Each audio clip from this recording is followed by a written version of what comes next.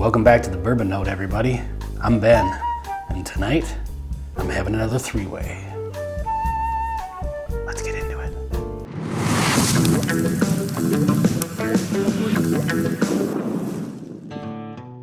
So for all of our sakes, I'm not going to continue to do that shtick through the whole video, but the theme remains the same. I am having a three-way tonight, which it dawned on me before I hit record here that is this technically a four-way because I'm involved with it?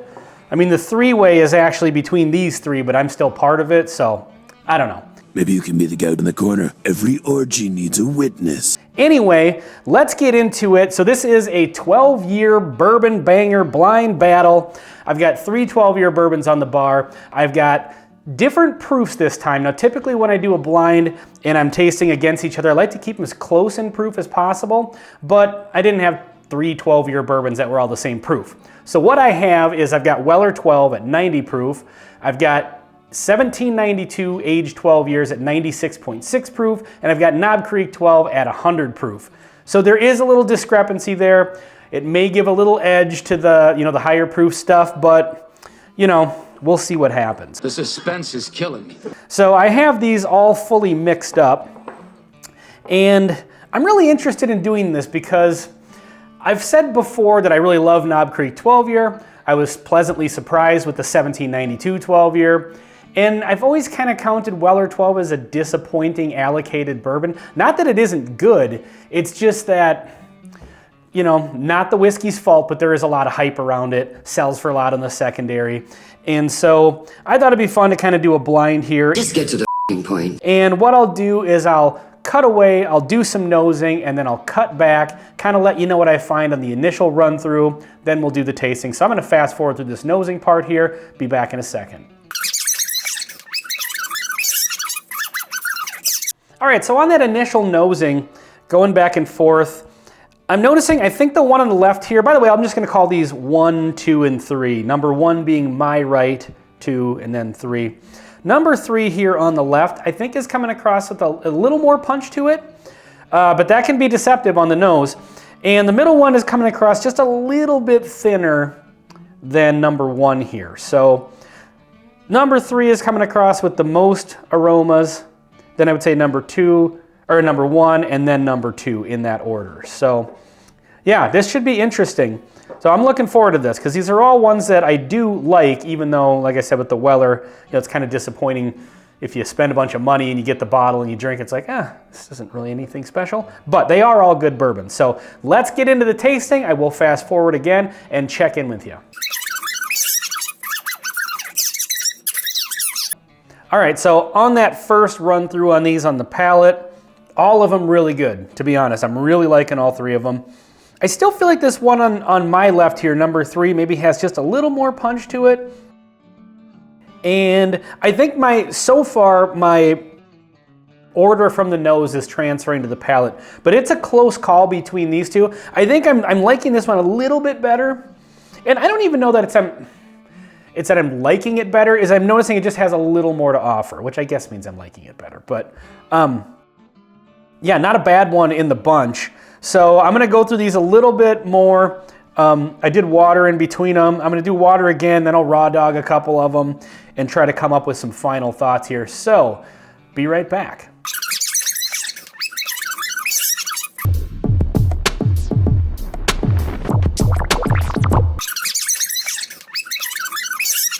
Okay, so I've got my results here.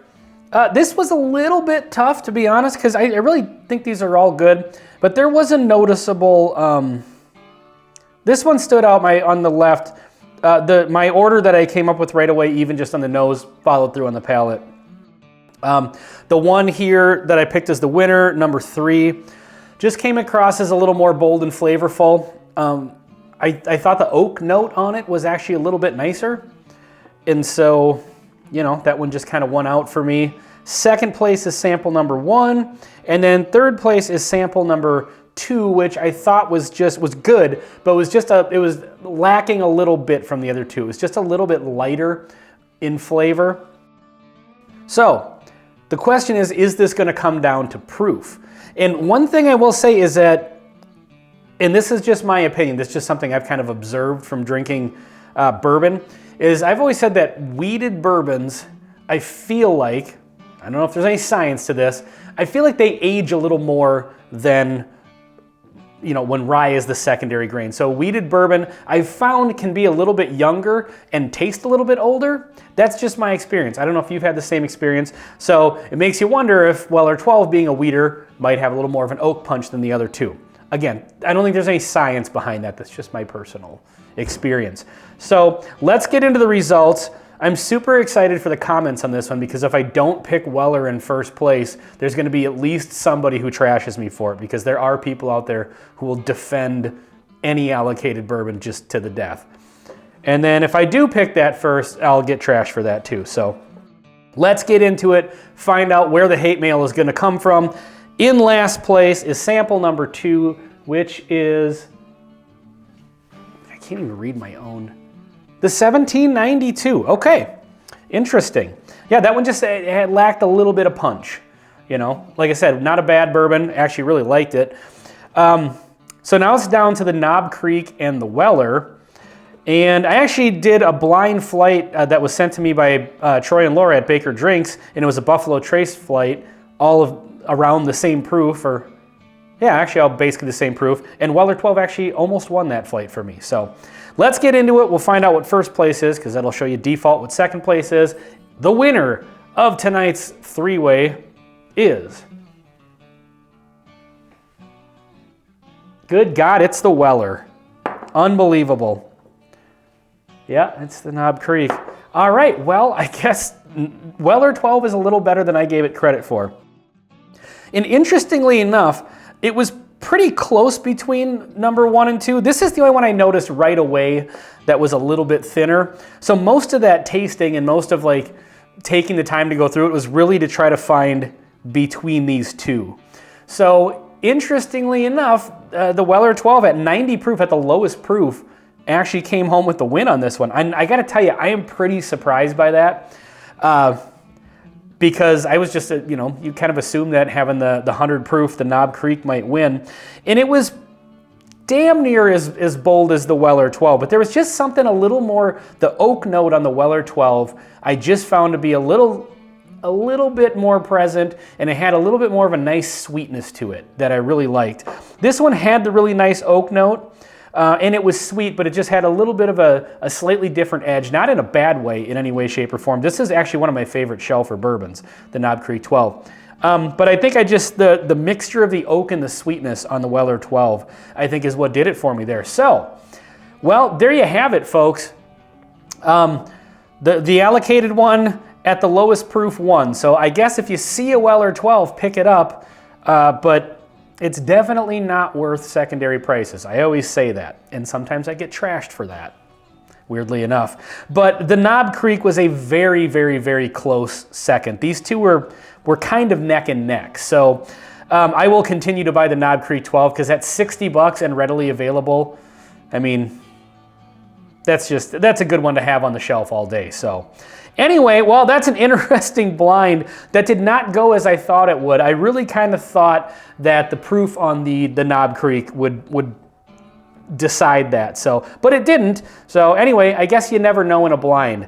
So if you watch this channel with any regularity, you'll know if there's more than one bourbon on the bar, we got to do the blend. So 3 12 years, that makes this a 36-year bourbon. I'm not going to do the math, but that's how age is decided here on the bourbon note. Got a nice nose to it. It's taking on a bit of a nutty characteristic for some weird reason. I don't know. Well, let's try her out here. Cheers.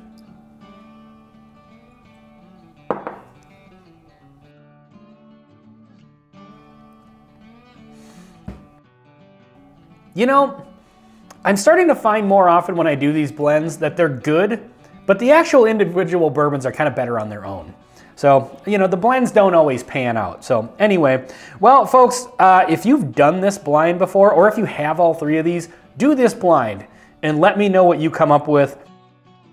I guess with blinds also, you know, if you do it on a different night, maybe you'll get different results. But, you know, I think my results were pretty definitive here. I think these two, like I said, were neck and neck, but the Weller really just kind of came out on top right off the bat. So interesting stuff. Anyway, thank you very, very much for watching. Please like, comment, and subscribe if you haven't already. Maybe check out the Patreon if you're interested in that. This has been a 12-year bourbon banger blind battle on the Bourbon Note. I'm Ben.